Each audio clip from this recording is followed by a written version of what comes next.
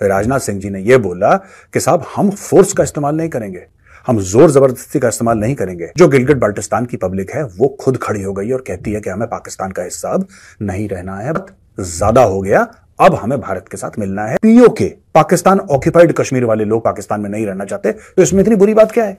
Continuously Narendra Modi, doctor Jaishankar, Rajnath Singh ये एक ही चीज कह रहे हैं, वो ये है कि कश्मीर जो है in the middle of the election.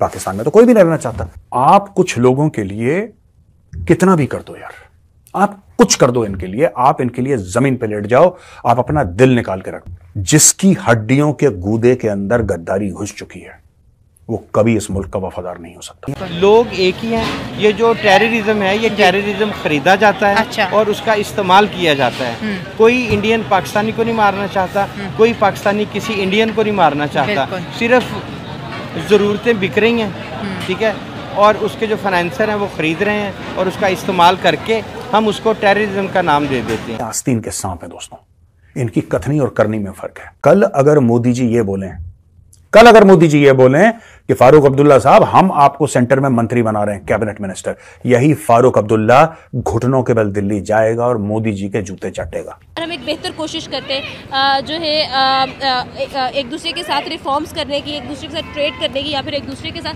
हम खुद जानते हैं कि हमारा दिल कहीं ना कहीं एक दूसरे के साथ कनेक्टेड है। अगर देखा जाए तो इंडिया जो है वो अपने मुस्लिम्स के लिए, पाकिस्तानियों के लिए एक डीप इंटेंस जो है वो सॉफ्ट हार्ट रखता है। फारूक अब्दुल्ला जो कहता है कि उनके पास एटम बम है, ये राम के भजन गा रहा था, प्रभु श्री राम की तारीफ में भजन गा रहा था ये आदमी, और यही आदमी कट्टर इस्लाम की भी बात करता है। इंडिया की जो इकोनॉमी है या टेक्नोलॉजिकल प्रोग्रेस जो है, वो कह रहे हैं कि ये दुनिया के प्रॉब्लम सॉल्व करेगी।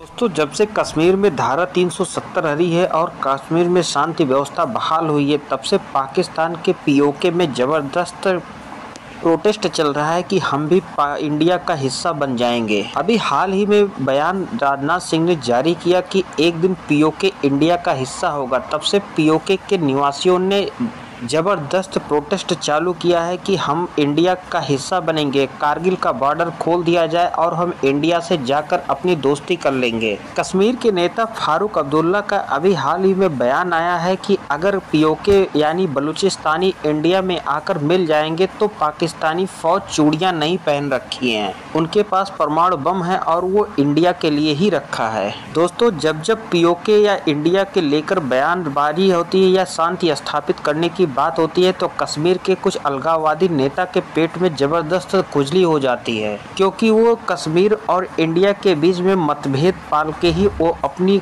राजनीति बनाए रखना चाहते हैं। लेकिन मोदी जी ने जब से धारा 370 हटाकर कश्मीर का विकास किया है, तब से कश्मीर के सभी अलगाववादी नेता की राजनीति ही खिसक चुकी है और अब वो बेरोजगार होकर टहल रहे हैं। न तो अब कश्मीरी उनकी बहकावे में आ रहे हैं और न ही उनकी कोई बात सुनने वाला है। इसी तरीके से महमूदा मुफ्ती और फारूक अब्दुल्ला साहब तरह तरह के भारत विरोधी बयान देते रहते हैं, लेकिन अब न तो कश्मीर के लोग सुनते हैं और न ही पाकिस्तानी उनकी कोई तवज्जो देते हैं।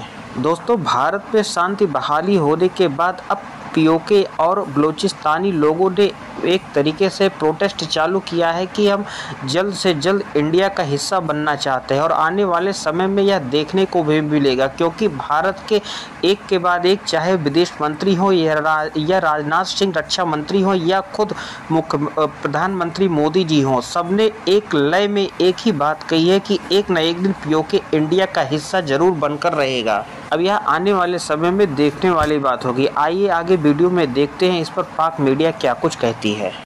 हाँ, पीओके हमारा होके रहेगा और ज्यादा देर इंतजार भी नहीं करना पड़ेगा। इसमें शामिल गिलगिट बाल्टिस्तान भी है। यही बात अलग शब्दों में राजनाथ सिंह जी ने बोली। राजनाथ सिंह जी ने क्या बोला? राजनाथ सिंह जी ने यह बोला कि साहब हम फोर्स का इस्तेमाल नहीं करेंगे, हम जोर जबरदस्ती का इस्तेमाल नहीं करेंगे, लेकिन वहां की आवाम आज की तारीख में, यानी कि पाकिस्तान ऑक्यूपाइड कश्मीर की जो आवाम है, जो पब्लिक है, जो गिलगिट बाल्टिस्तान की पब्लिक है, वो खुद खड़ी हो गई और कहती है कि हमें पाकिस्तान का हिस्सा अब नहीं रहना है, बहुत हो गया, बहुत ज्यादा हो गया, अब हमें भारत के साथ मिलना है। ये हमने टेलीविजन पे देखा है, ये हमने सोशल मीडिया पे देखा है दोस्तों। ये बात हुई है कि सारे रास्ते खोल दो और कारगिल से हमको जोड़ दो, ये सब बातें वहां पे हो रही हैं।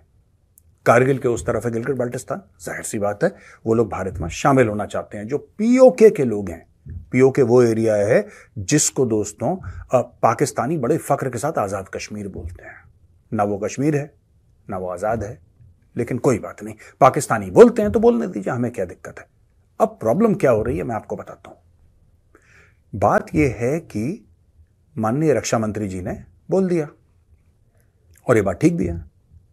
हम ये कह रहे हैं कि हम अपने कश्मीर को, हम अपने जम्मू को, हम अपने लद्दाख को इतना चमकाएंगे, इतना चमकाएंगे, इतना चमकाएंगे, इतनी फैसिलिटीज देंगे, इतना बढ़िया इंफ्रास्ट्रक्चर देंगे, इतने हुकूक देंगे, इतने हक देंगे कि बाकी जो लोग हैं यानी कि सरहद पार वाले, एलओसी पार वाले लोग, वो बोलेंगे यार कि अगर रहना है तो उधर रहना है, रहना है तो उधर रहना है, इधर नहीं रहना हमें।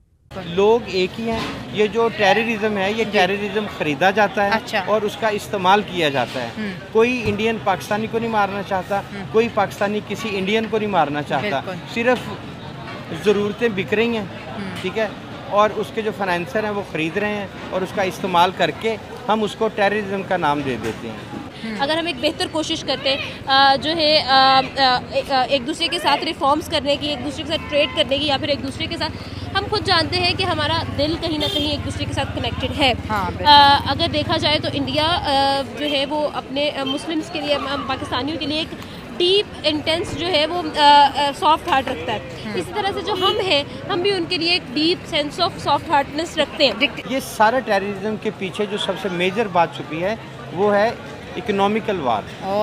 ठीक है कि आपने किस तरह अपने ओपोनेंट को जेर करना है, इक्तिसादी तौर पे आपने जेर करना है उसको, तो वो कैसे होगा कि इनको बहरानों में डाल दो, ये अपने मसलों से ही ना बाहर निकले। हाँ, इनको डैम ना बनाने दो, इनको गंदम ना उगाने दो, इनको अंदरूनी प्रॉब्लम रहे, उसके लिए वो हमारे टॉप के जो ईस्ट इंडिया कंपनी की बाकियात दोनों मुल्कों में हैं, रह गई हैं। हाँ, उनको ख़रीदते हैं, ठीक है, और उन्हीं का इस्तेमाल करके हमें वो लेट डाउन भी करते हैं और इस बहरान में भी डाल देते हैं। और ऐसा हो रहा है कि टेक्नोलॉजी आगे बढ़ी और साथ ही साथ टेररिज्म भी आगे बढ़ी। तो जी बिल्कुल ऐसा ही है।